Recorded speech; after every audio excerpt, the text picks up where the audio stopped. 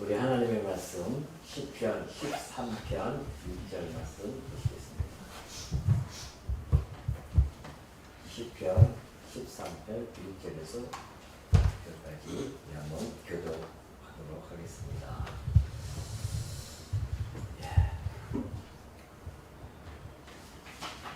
시편 13편입니다.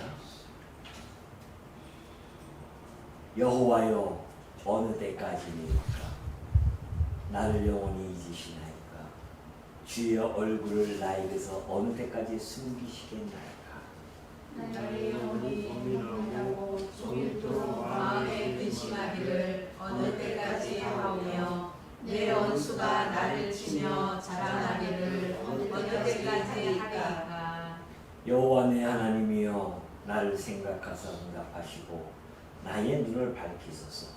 두렵건대 내가 사망의 잠을 찰까 하오며 두렵건대 나의 원수가 이르기를 내가 그를 이겼다 할까 하오며 내가 흔들릴 때에 나의 대적들이 기뻐할까 하나이다. 나는 오직 주의 사랑을 의지하여 싸우니 나의 마음은 주의 구원을 기뻐하리이다. 내가 여호와를 찬송하리니 이는 주께서 내게 은덕을 베푸시리로다. 아멘.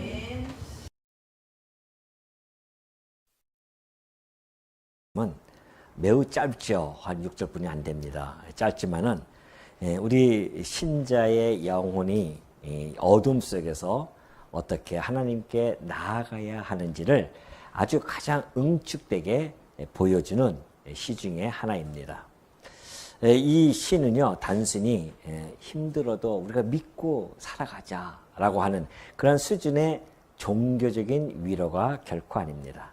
오히려 하나님이 침묵하시는 것처럼 느껴지는 그 자리에서 언약 백성들이 어떤 언어로 하나님께 부르짖고 또 어떤 근거로 하나님을 신뢰하며 또 마침내 어떤 방향으로 나아가는지를 보여주고 있는 아주 정교한 그런 믿음의 그 구조로서 탄탄하게 되어져 있습니다. 사실 우리가 살아가다 보면은 하나님께서 마치 얼굴을 숨기신 것처럼 그럼 느껴질 때가 간혹 있습니다. 아무리 기도해도 응답이 없는 것 같고 진척되어지는 것은 없고요. 참으로 힘들고 어려운 그런 고통 속에 처할 때도 있죠. 그럴 때 언약 백성들은 자신의 감정을 기준으로 해서 하나님을 판단해서는 결코 안 된다는 사실을 오늘 이 시편은 우리들에게 웅변적으로 전달해 주고 있습니다. 하나님의 인자, 곧 헤세드라고 하죠. 그 언약적인 사랑을, 사랑과 그 구원을 붙들면서 믿음으로 나아가는, 그래서 마침내 찬송으로 나아가야 한다는 이 시편은 오늘 우리들에게 매우 강력한, 정말 하나님에게로 우리가 어떻게 향해야 되는지를 가르쳐주는 그러한 시가 아닐 수 없습니다.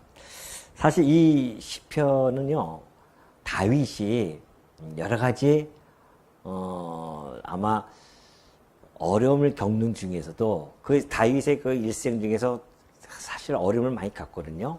물론 이제 노년에는 자기 아들 압살롬으로부터 오고, 그리고 한창 왕으로서의 정석기 때는 대적으로부터의 어려움도 왔고요. 또 왕이 되기 전에는 사울로부터의 어려움을 겪습니다. 오늘 이 시편의 배경을 보면은 아마 사울로부터 오는 그런 어려움과 고통이 아니겠는가라고 보여져요. 왜냐하면은 어느 때까지 내가 이것을 견뎌내야 되겠습니까? 라는 이런 그 다윗의 탄식을 보면은 사실은 다윗이 사울에게 쫓겨나가는 세월이 한 10여 년이 되거든요. 보통 짧은 시간이 아닙니다. 그 긴 시간 동안에 죽음에, 어떤 때는 죽음에 임박해 왔던 시절도 있었고, 그 고통과 그 공고함 속에 있었던 그런 다윗 입장에서는 아마 이 시편 13편이 정말 절실하게 하나님께 간구하는 탄식의 시로서 이 노래를 부르지 않았을까라고 하는 것이 보편적인 우리 이 시편을 연구하는 학자들의 생각입니다. 그래서 이 표제를 보면은 다윗의 시죠. 그리고 인도주를 따라 부르는 노래라고 되어져 있습니다. 그러니까 개인 고백이지만은 더 나아가서는 공동체 예배의 언어로서 이중적인 성격을 띠고 있다는 것을 우리가 알 수가 있습니다. 자, 오늘 이 구조를 보면요, 크게 3단으로 구조가 되어져 있음을 알 수가 있습니다. 이 고난을 통과하는 이 다윗의 이 발걸음을 보면은 크게 세 가지로 나눠져 있죠. 첫 번째는 탄식입니다. 이게 1절과 2절이죠. 정말 끝이 보이지 않는 짙은 고통 속에 다윗이 지금 있는 겁니다. 그러니까 얼마나 탄식하겠습니까? 어느 때까지 이 4번이나 부르짖을 정도의 그러한 끝이 보이지 않는 고통 속에 있는 다윗이 탄식을 하고 있는 것이고요. 3절과 4절은 두 번째 걸음을 딛는데 그것은 간구입니다. 다시 말해서 포기하지 않는 거죠. 그 어려운 가운데서 포기하지 않고 처절한 하나님을 향한 부르짖음이 3절과 4절에 나타나고요. 마지막 세 번째 걸음, 찬송을 보면은 변함없는 사랑에 대한 굳건한 신뢰를 하나님께 나타내는 그러한 구조로서 지금 이 시편 6편이지만은 이렇게 세 단락으로 나누어서 노래하고 있음을 알 수가 있습니다. 자, 그렇다고 한다면은 자, 첫 번째 한번 보겠습니다. 탄식입니다. 우리가 탄식에 보면은 1절과 2절이죠. 여호와여 어느 때까지니까 나를 영원히 잊으시나이까 주의 얼굴을 나에게서 어느 때까지 숨기시겠나이까 나의 영혼이 번민하고 종일토록 마음에 근심하기를 어느 때까지 하오며 내 원수가 나를 치며 자랑하기를 어느 때까지 하리까. 이 탄식시를 한번 보십시오. 어느 때까지가 4번이나 반복하고 있어요. 어느 때까지입니까? 이것은 고통의 지속성을 보여주고 있는 겁니다. 끝이 보이지 아니하는 그 침묵의 무게, 하나님이 침묵해 가시는 그 무게를 고스란히 그가 겪으면서 지금 어느 때까지 이 고통을 겪어야 하는지에 대한 다윗이 정말 표현하는 거죠. 그러니까 얼마나 힘들면 이렇게 4번이나 반복하면서 도대체 어느 때까지 내가 이 고통을 갖다가 겪어야 되겠습니까? 라고 지금 하나님께 탄식을 하고 있습니다. 그 탄식의 첫 단어가 뭡니까? 여호와요. 그러잖아요. 여호와요. 언약대로 이르시는 자여래요. 지금 다윗은 하나님의 부재를 느끼고 있어요. 그럼에도 여전히 지금 하나님께 끊임없이 말을 걸고 있는 그 모습을 보여주고 있습니다. 아직 믿음이 흐트러지지 않고 살아있음을 잘 보여주고 있죠. 이 탄식이라고 하는 것은요, 하나님의 주권을 부정하는 그런 언어가 결코 아닙니다. 언약 백성들의 이 탄식은 오히려 하나님의 주권을 너무 진지하게 믿기 때문에 터져나오는 하나의 기도의 종류죠. 그렇기 때문에 탄식 자체가 이미 다윗의 신앙의 증거를 보여주고 있는 겁니다. 사실 이 다윗이 지금 어느 때까지니까 이런 탄식의 내용과 더불어서 이제 좀 있으면 22장이 넘어가면 하나님이여 나를 어찌하여 버리시나이까 라고 하는 그 정말 탄식의 절정에 어찌하여 나를 버리셨나이까 라고 하는 그 절정의 모습, 이런 것들이 사실상은 예수 그리스도께서 십자가에서 돌아가시면서요, 뭐라고 하십니까? 엘리 엘리 라마 사박다니 그러죠. 그게 뭐예요? 나의 하나님 어찌하여 나를 버리셨나이까. 이 예수님의 이 외침 안에 다 수렴되어진다는 거 아니겠습니까? 그러니까 이 모든 13편도 그렇고 물론 모든 시가 다 예수 그리스도를 향하고 있지만은 그 탄식의 이 절정, 어느 때까지니까 주여 하나님께서 나를 어찌하여 버리시나이까라고 하는 이 탄식이야말로 장차 다윗의 후손 오실 예수 그리스도의 탄식, 십자가에서 내뱉으실 그 탄식의 노래가 틀림이 없다는 것이죠. 예수님은 그대로 정말 탄식을 하고 있습니다. 이것이 하나의 그래서 우리가 메시아를 향한 시라고 하는 것을 우리가 알 수 있고요. 다윗은 메시아적인 그림자다. 이것을 우리가 충분히 우리가 감지할 수가 있습니다. 자, 오늘 이 1절과 2절 보면은 크게 3중의 고통의 구조로 되어져 있습니다. 먼저 하나님과의 관계입니다. 하나님과의 관계가 끊어져 있다는 거 아니겠습니까? 얼굴을 숨기셨어요, 하나님이. 하나님이 언제까지 얼굴을 숨기시겠습니까? 끊어진 관계 속에서 하나님이 침묵하고 있는 그런 모습, 이것을 느끼고 있는 그런 고통을 좀 느끼고 있고요. 두 번째 고통은 내면적인 고통입니다. 그는 계속해서 종일토록 근심할 뿐만이 아니라 그 영혼이 번민하고 있음을 보여주고 있습니다. 이것은 다윗이 어떻게 해보려고 해도 할 수가 없습니다. 스스로 해결하려고 했지만은 그 내면적인 분투의 한계에 노출되어져 있음을 그는 번민과 그리고 근심으로 표현을 해주고 있는 것입니다. 인간의 자율적인 이 구원의 능력, 이것은 불가하다는 것을 다윗은 너무나 깊이 깨닫게 되죠. 그럴수록 어떤 방법도 나타나지 않고 오로지 하나님에게만 향해야 되는 그러한 모습을 그 내면 속에서 깊은 근심 속에서 지금 토로하고 있는 겁니다. 또 마지막은 하나는 외부적부터 오는 고통이 있습니다. 원수가 높아져요. 그래서 전방위적으로 지금 계속해서 압박해 오고 있단 말입니다. 스스로 구원할 수 없는 인간의 철저한 한계와 마주하고 있는 다윗의 시간이 지금 1절과 2절에서 지금 울려 퍼지고 있는 것이죠. 그 삼중 고통을 대조해서요, 13절과 4절은 거기에 대한 삼중 간구가 또 나타나게 되어집니다. 이 고통의 크기만큼 그 간구도 깊어질 수밖에 없죠. 자, 먼저 보면은 여호와여 내 하나님이여 그러죠. 3절에 여호와여 내 하나님이여. 이것은 언약적인 친밀성과 호소의 언어라고 볼 수가 있습니다. 이 한마디 안에 언약 신앙이 그 안에 담겨져 있고 또 핵심임을 우리가 알 수가 있습니다. 다윗의 상황은 여전히 어둡습니다. 어떻게 헤어나올 길이 없어요. 그럼에도 불구하고 하나님과의 그 언약 관계의 끈은 결코 끊어지지 않았음을 다윗은 너무나 잘 알고 있었습니다. 그래서 이 다윗의 이 믿음은 언약 관계의 객관성으로부터 비롯되어짐을 너무나 잘 보여주고 있죠. 여호와 내 하나님이여 그래요. 무슨 말입니까? 언약대로 이루시는 내 하나님이여 그런 것이죠. 그러면서 그 삼중의 간구를 그렇게 하고 있습니다. 자, 먼저 하나님과의 관계가 끊어진 것 같았었단 말입니다.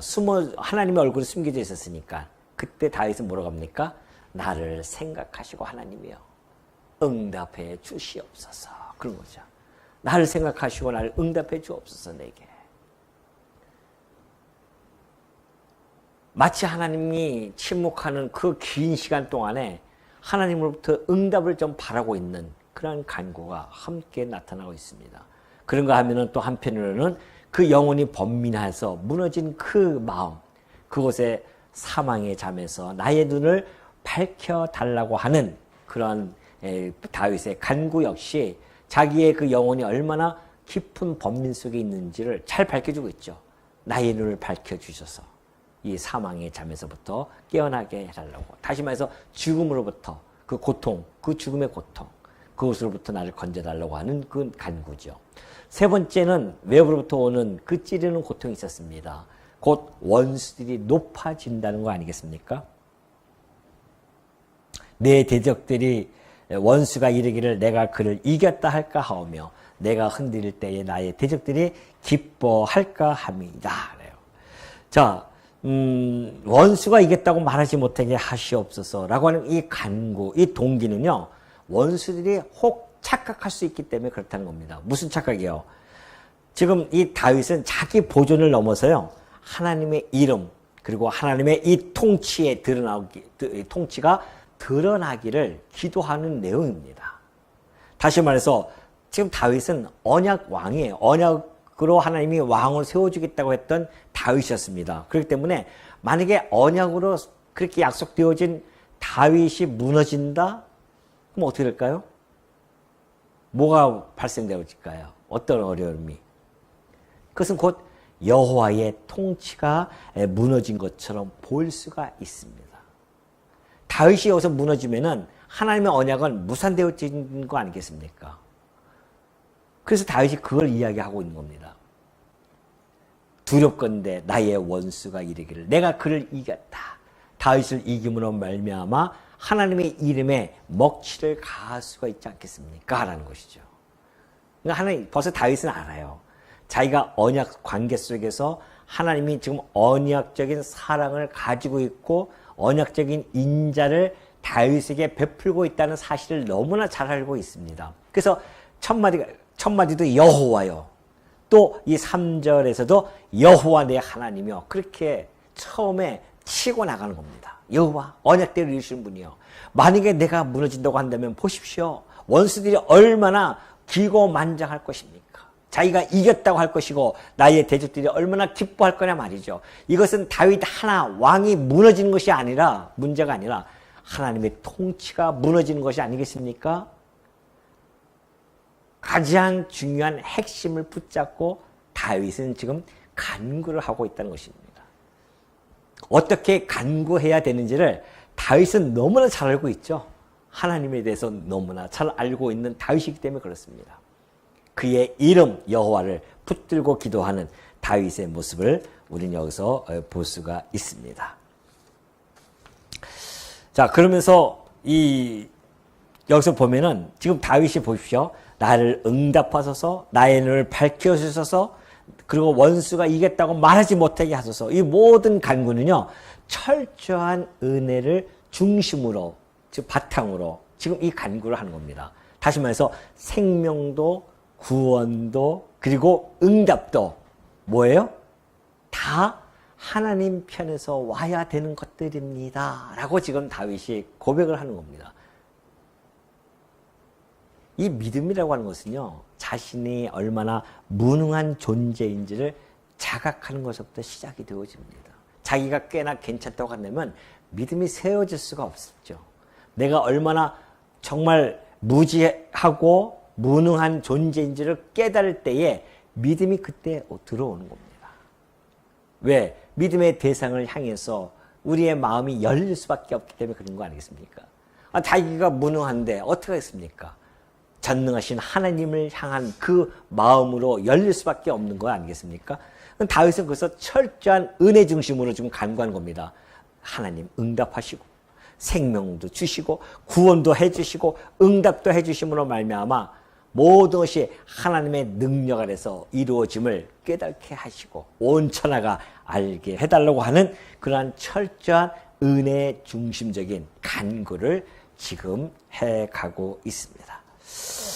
자, 그러면서 5절과 6절은 그 신뢰와 찬송을 하는데요. 이것은 헤세드를 붙드는 믿음의 전환점이 5절과 6절에 나타나고 있습니다.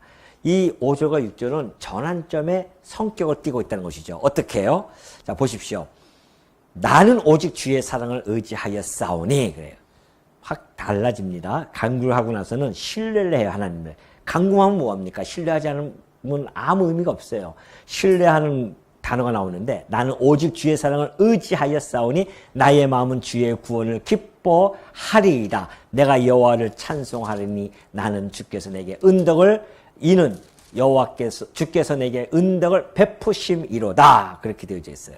자, 지금 다윗의 상황은 어떤 외적 상황에 변화가 없습니다. 그렇죠? 그럼에도 불구하고 다윗은 지금 찬송으로 점점 어떻게 해요? 이동해 가고 있는 중이에요. 그 변화의 근거가 뭘까요? 여러분 뭐라고 보십니까? 그 다윗의 이 변화의 근거. 상황은 변하지 않았어요. 그럼에도 불구하고 다윗이 좀 찬송으로 인도해 가고 있어요. 내가 여호와를 찬송한다. 나의 마음은 주의 구원을 기뻐할 것이다. 이런 변화, 심적인 변화가 먼저 주어집니다. 그 변화의 근거가 도대체 뭐냐 말이죠. 환경은 아니라고 했습니다. 왜? 변화가 주어진 것이 여기에 나타나 있지 않기 때문에 그래요. 그럼에도 불구하고 다윗의 그 탄식에서 간구에서 신뢰로 찬송으로 이어져가는 이 구도, 이 탄탄한 믿음의 구도, 이것이 도대체 어디서부터 근거가 되어진 것인가? 그게 뭘까라는 것이죠. 그것은 바로 뭐예요? 믿음의 근거, 곧 헤세드라는 겁니다. 여기서 보면은 그러죠. 5절에 보면 주의 사랑, 이 사랑은 아가페가 아니에요. 헤세드라는 단어예요. 지난번에 우리 한번 했었죠? 헤세드 뭐예요? 언약적인 사랑.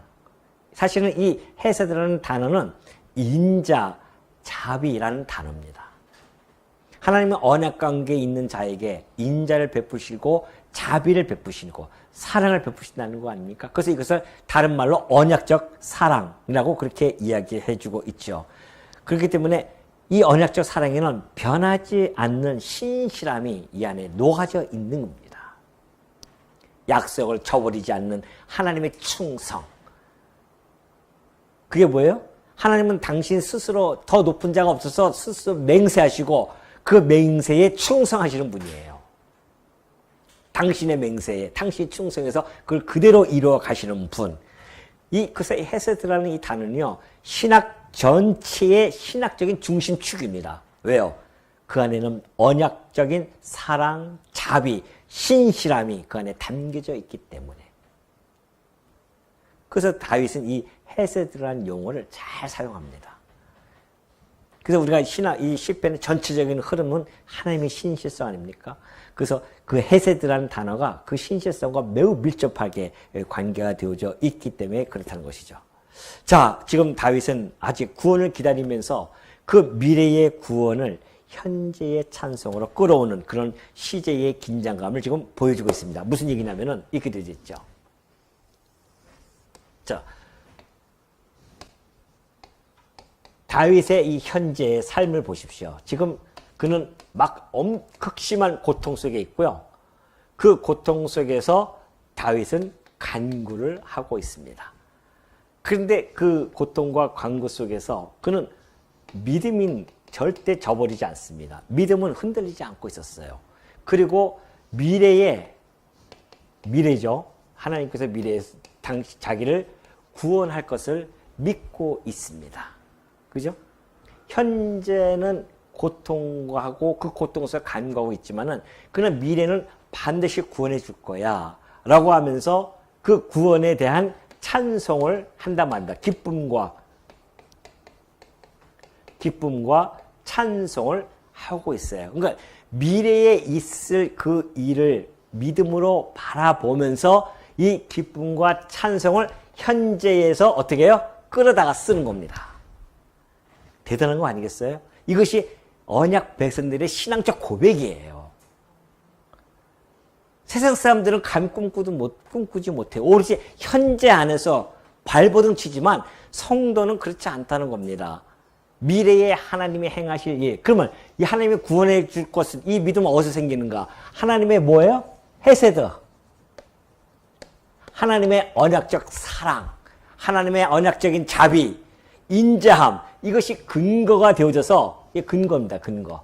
이 근거에 의해서 믿음이 이 근거에 의해서 구원의 주권을 믿고 기쁨과 찬송을 노래하는 시로 구성이 되어져 있는 겁니다. 고통과 탄식하죠. 간구하고 기쁨과 찬송으로 나타나는 것. 이것이 지금 시편의 전체적인 구도로서 우리들에게 전달해 주고 있는 거죠. 그렇기 때문에 이 믿음이라고 하는 것은 아직 겪지는 않았습니다. 보지는 못해요. 그럼에도 불구하고 하나님의 이 신실하심 이것을 근거로 해서 먼저 찬송하는 이 멋들어진 이 신앙적 고백. 이것은 오늘 이 시대에 살아가는 우리들도 동일하게 나타나는 거 아니겠습니까? 오늘 이 땅에 우리가 살아갑니다. 현재 우리가 좀 살아가고 있잖아요. 여전히 우리가 여러 가지 어려움, 고통을 겪고 있어요. 여기에서. 네? 우리 성도님들이 다 좀 저마다에 살면서 부딪히는 것이 얼마나 많이 있습니까? 현실 속에서. 그럼에도 불구하고 우리가 이 현재 속에서 찬송할 수 있는 것. 이것은 이 세상 그 어떠한 문제도 견줄 수 없는 우리들에게는 뭐가 있어요? 예수 그리스도의 재림의 영광이 있단 말입니다. 이것이 우리의 구원의 완성 아니겠습니까? 이 구원의 완성이 우리들에게는 있어요. 똑같은 구조잖아요, 지금. 이 미래에 있을 구원의 완성. 이 구원의 완성이 현재에 있을 그 어떠한 문제와 비교할 수 있겠어요? 이 땅에 현재 겪는 이 고통이 미래에 우리가 받을 그 영광과 비교할 수 있냐 말이죠. 바울이 힘줘 얘기한 것이 이것이 아니겠습니까? 현재 받는 그 고난, 고통은 미래에 받을 영광과 비교할 수 없더라. 내가 보니까 3000층에 갔다 온 우리 바울께서 이것을 갖다가 얼마나 힘줘 얘기합니까? 성도는 그래서 이 땅에서 지금 비록 어렵다 할지라도 고통과 그리고 고통 속에서 우리가 간구하면서 좀 살아가지만은 그럼에도 불구하고 우리의 입술에서 기쁨과 찬송이 끊이지 않을 수 있는 그 근거는 하나님의 헤세드, 곧 하나님의 언약적 사랑과 자비함과 인자함이 있기 때문에 언제든지 반드시 우리를 구원해 가시는 그 하나님을 바라보면서 현재의 고통을 참고 견디고 인내하면서 살아갈 수 있다는 거 아니겠습니까? 이것이 성도의 삶입니다. 성도 예수님이 믿으면 뭐 잘 먹고 잘 세워가지고 풍요로우고 하는 것마다 빵빵 터지고 막 그럴 줄 아십니까? 안 그렇잖아요. 살아보셨잖아요, 다들. 왜 이렇게 그냥 힘들고 하루하루가 살아가는 것이 고통스러운지. 현재만 바라보면은 그러니까 괴로우니까는 현재에 빠져버리면요 아무것도 안 보이는 거야 그때부터는. 그러니까 막 극단적인 생각도 하게 되어지고 차라리 이렇게 살아서 뭐하나 이러한 함정에 사단의 함정에 빠진단 말입니다. 성도는 그런 것이 아니에요. 바라보는 거죠.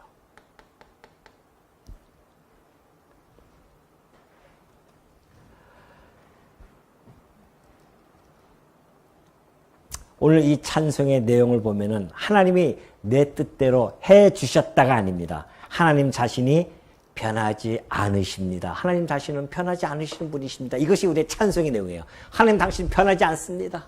당신은 신실하신 분이십니다. 불변의 하나님이십니다. 이것을 노래하는 거죠. 그거 하나만 붙들고 있어도 하나님께서는 당신의 뜻하신 대로 우리를 끌고 가신다는 것을 알게 되어지는 것이죠. 자, 오늘 이 시편을 지금 우리가 6절까지 쭉 살펴보면서 역시 이것은 아까 다윗이 얘기했듯이 이 시는 구원은 이 현재 미래 가까이 있는 역사적인 성취로 이루어지죠.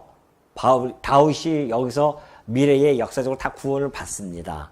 사울에게서도 구원을 받고 압살롬에서 구원을 받고 대적으로부터 구원을 받아서 언약의 왕으로서 그렇게 살아가죠. 그러나 다윗이 지금 하는 이 구조는 단순하게 다윗에게만 국한되어진 것이 아닙니다. 다윗은 장차 다윗의 후손으로 오실 메시아를 바라보면서 이 시편을 노래하고 있다는 거 아니겠습니까? 그래서 자기의 고통, 간구, 이거 구원해 줄 것을 그가 바라면서 이야기하지만은 이 구원은 장차 예수 그리스도를 통하여서 그 고통, 간구는 이 예수 그리스도를 통하여 십자가에서 이루어질 것이고 그리고 마침내 부활하심으로 말미암아 구원이 이루어지는 이것이 하나님의 응답으로서 나타나는 겁니다. 그러니까 이 시편 13편의 이 노래는 지금 장차 메시아가 어찌하여 나를 버리셨나이까? 어느 때까지나이까? 하나님께서 완전히 침묵하지 않습니까? 십자가에서 하나님께서 완전히 침묵해버려 얼굴을 숨겨버리십니다. 예수님께서 그 고통을 감내하시면서 어찌하여 나를 버리셨나이까 할 정도로 다윗에게 이 고통을 지금 주시는 것처럼 하나님께서 얼굴을 숨기신 것처럼 그렇게 숨기신단 말이죠. 그러나 그는 마침내 하나님이 구원해 줄 것을 믿고서는 기쁨과 찬송을 해 주었듯이 우리 주님도 이 십자가에서 죽으시면서 부활의 영광을 바라보면서 그 고통 속에서 기쁨과 찬송으로 십자가를 짊어지고 가셨다는 거 아니겠습니까? 그리고 마침내 우리 주님은 하나님께서는 헤세드를 통하여서 이 다윗을 구원해 주었듯이 예수 그리스도를 부활 죽음의 사망에서 죽음의 사망, 이 사망의 잠에서부터 이 고통으로부터 대적의 조롱으로부터 부활시킴으로 말미암아 승리케 하시는 구원해 나가시는 이 역사적인 사건으로서 성취되어지는 그래서 이 13편은 철저히 메시아를 향한 하나의 시편이라고 볼 수가 있는 것이죠.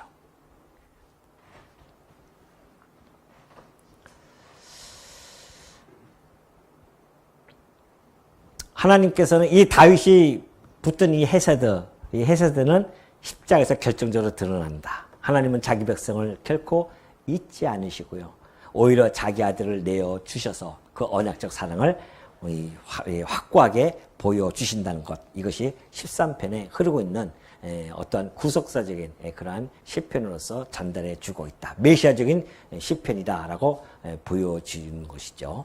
자, 그렇다고 한다면 오늘 이 시편 13편 우리가 살펴보았는데 13편은 탄식으로 시작합니다. 짧으시지만은 탄식으로 시작해서 찬양으로 끝났죠. 탄식으로 시작해서 찬양으로 끝나는 시입니다. 1절에 어느 때까지니까 라고 부르짖던 다윗이요. 6절에서는 뭐라고 합니까? 내가 여호와를 찬송하리다 라고 그렇게 노래를 합니다. 아까 말씀드렸듯이 이 변화는 환경의 변화 때문이 결코 아닙니다. 다윗이 탄식에서 찬송으로 변화되어진 것은 환경 때문에 그렇다는 것은 아니라는 것을 제가 밝혀드렸죠. 그것은 전적으로 하나님에 대한 신뢰, 그것 때문에 그 마음의 변화가 주어졌다는 거 아니겠습니까? 때로는 우리 성도들은 하나님의 침묵을 경험하게 되어집니다. 기도가 응답되지 않는 것 같기도 합니다. 그러나 하나님께서 얼굴을 숨기셨 것처럼 느껴지지만은 그러나 결코 그렇지 않다는 것. 하나님께서는 자기 백성을 잊지 않으시다는 것을 우리는 이 다윗 사건을 통해서 알 수 있고 메시아 사건을 통해서도 우리는 알 수가 있습니다. 역사적으로 증명해 주셨기 때문에 그래요. 그 언약적인 사랑, 그 인자하신 자비로운 헤세드는 역사 속에서 우리들에게 아주 각인시켜주고 있습니다. 그의 언약적 사랑은 결코 변하지 않으시고요. 그분의 구원은 반드시 이루어집니다. 다윗을 구원하셨던 그 하나님, 그 헤세드는 하나님의 그 언약적 사랑 헤세드는 메시아를 통해서도 부활을 통하여서 보여주었고 장차 예수님이 이 땅에 오심으로 말미암아 확고하게 보여줄 것이다. 그래서 우리는 이것을 조금 더 의심치 않고 믿을 수 있는 것이죠. 이런 역사적인 흐름 속에서 우리가 이것을 바라보기 때문에 그렇다는 것입니다. 그렇기 때문에 우리는 탄식 가운데서도요, 어떻게 해요? 기도해야 합니다. 기도 가운데서도 하나님의 사랑을 어떻게 해야 됩니까? 네? 하나님 사랑을 어떻게 해야 돼요? 뭐라고요? 학생들보다도 하나님 사랑을 어떻게 해야 된다? 붙잡아야 되겠다는 거죠. 하나님 사랑을 붙들어야 된다는 겁니다. 혹 아직 응답을 받지 못하셨습니까? 그럴지라도 주의 구원을 확신하면서 우리는 찬양을 해야 된다는 것. 오늘 이 시편 13편은 결국 고난의 깊이보다 하나님의 사랑이 더 크다는 사실, 그리고 탄식의 시간보다 하나님의 구원이 더 확실함을 증언해 주고 있습니다. 그렇기 때문에 어떤 상황 속에서도요, 우리를 잊지 않으시고 끝까지 붙드시는 하나님만을 신뢰하시길 바랍니다. 그리고 그 크신 은혜와 신실하심을 찬양드리고 하나님 또한 그 하나님께 영광을 날마다 돌려드리는 우리 성도님들이 되어지시기를 주님의 이름으로 축원합니다.